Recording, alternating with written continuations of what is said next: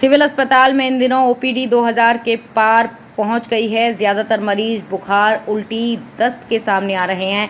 ज्यादा गंभीर मरीजों को स्वास्थ्य विभाग तुरंत दाखिल कर रहा है और बाकी को जरूरत के अनुसार दवाइयां देकर घर भेज रहा है। स्वास्थ्य विभाग के डिप्टी एमएस डॉक्टर राजेश भोला ने 45 डिग्री के पार चल रहे तापमान में लिक्विड की मात्रा बढ़ाने की सलाह दी है।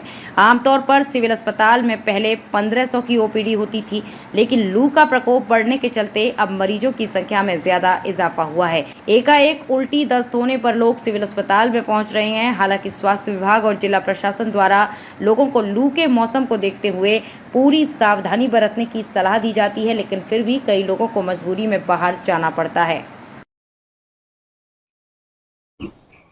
सर, प्रदेश और जिले में भीषण गर्मी का प्रकोप है। किस तरह की सुविधाएं और किस तरह की ओपीडी में क्या सब बढ़ोतरी है? जी देखिए, आजकल जो मौसम चल रहा है और गर्म हवाएं और गर्म लू चल रही है, जिसकी वजह से कि हीट स्ट्रोक के जो पेशेंट्स हैं उनमें बढ़ोतरी देखने में मिलती है। अगर आम जनता को जो सावधानियां हैं वो स्वास्थ्य विभाग की तरफ से समय समय पर हम लोग बताते रहते हैं और कि किस तरह से अपना बचाव करना है, कैसे डिहाइड्रेशन से बचना होता है। तो आप लोगों के माध्यम से भी हम बताना चाहेंगे कि जो टेम्परेचर के जो पीक आवर्स होते हैं, जिसमें कि 10 बजे के बाद से लेकर के और शाम को लगभग 6 बजे तक ही जो टेम्परेचर है वो लगभग 45 पार जा रहा है आजकल।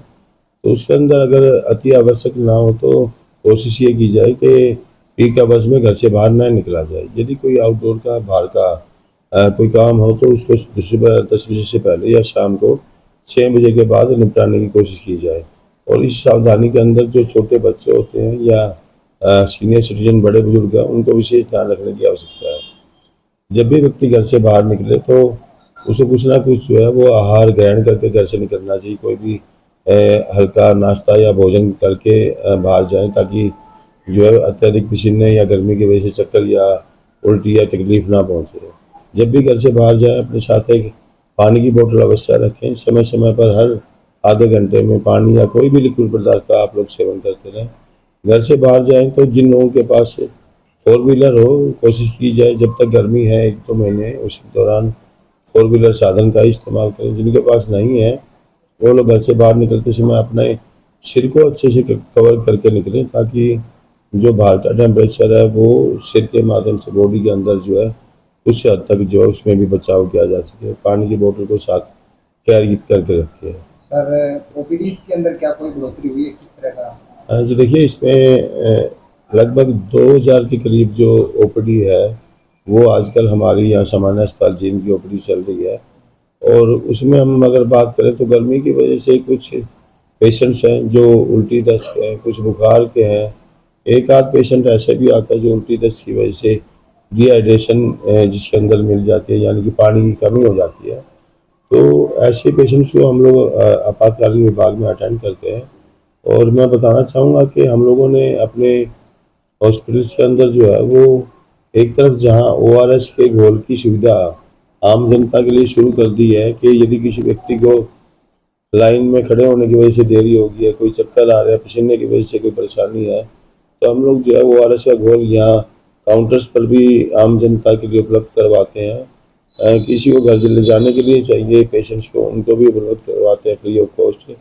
और यदि किसी पेशेंट को ज़्यादा दिक्कत होती है हीट स्ट्रोक की वजह से, उनको आपातकालीन विभाग में एडमिट करने के बाद सेटल करने के पश्चात हम लोगों ने एक बेड जो है वो मेडिकल वार्ड में भी हीट स्ट्रोक के नाम से अलग से डेजिग्नेट किया है।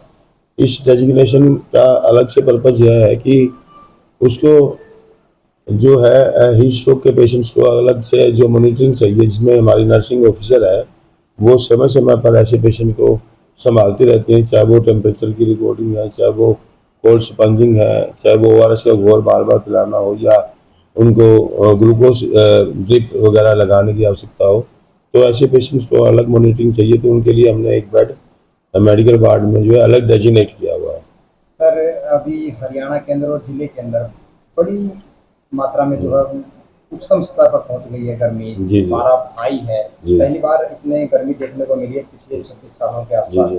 तो मरीजों के लिए और आम जनता के लिए क्या आपकी अपील रहेगी और किन सुविधाओं को वो इस्तेमाल कर सकते हैं? जी देखिए, ये बात बिल्कुल सही है कि टेम्परेचर जो है वो प्रति वर्ष से पहले के मुकाबले बढ़ता ही रहता है और अब की बार जो है वो लगभग 45 के आसपास जो है वो मई और जून के महीने में जैसे पहुंच चुका है। तो आने वाले समय में हो सकता है कि गर्मी और भी अधिक बढ़ जाए। तो जैसा कि स्वास्थ्य विभाग समय समय पर अवेयरनेस कैंपेन अपने चलाता रहता है, हम लोग आम जनता को हॉस्पिटल के बाहर भी जागरूक करते रहते हैं कि अपना बचाव कैसे करें, पीक आवर्स में बाहर ना निकलें, सिर को ढक कर के जाएँ और नाश्ता या कोई भी भोजन करके बाहर जाना चाहिए, खाली पेट ना जाएँ। उसके साथ-साथ पानी की बोतल हमेशा कैरी करें।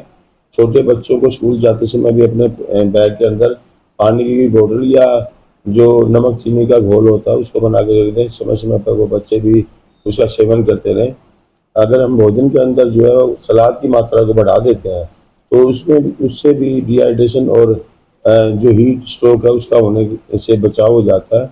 अगर हम फल की मात्रा भी अपने आहार के अंदर बढ़ाते हैं, तो उससे भी काफ़ी हद तक ये गर्मियों से बचाव किया जा सकता है। सभी लोग स्वस्थ हों इस तरह की हम लोग कामना करते हैं और इसके लिए गर्मी में विशेष सभी लोगों को ध्यान देने की बात यह है कि पेड़ों की कटाई बहुत जो है हो चुकी है। अब हम लोगों को अपना गहरी नींद से जागना है, अत्यधिक पेड़ लगाने की आवश्यकता है।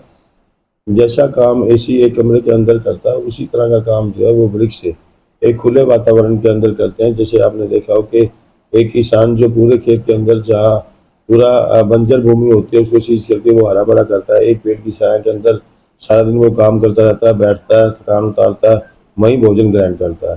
तो हम लोग यदि अपने स्पेशल ओकेज़न जो हमारे घर में हमारे बच्चों के बर्थडे आते हैं, हम लोगों की कोई एनिवर्सरी या कोई भी ओकेज़न हो उसको हम लोग अगर डिफरेंट वे से सेलिब्रेट करें तो मैं ये समझता हूँ कि पेड़ भी ज़्यादा से ज़्यादा होंगे, ऑक्सीजन भी ज़्यादा से ज़्यादा होगी और हरा भरा होगा तो वातावरण अपने आप ही जो है वो कूल होगा।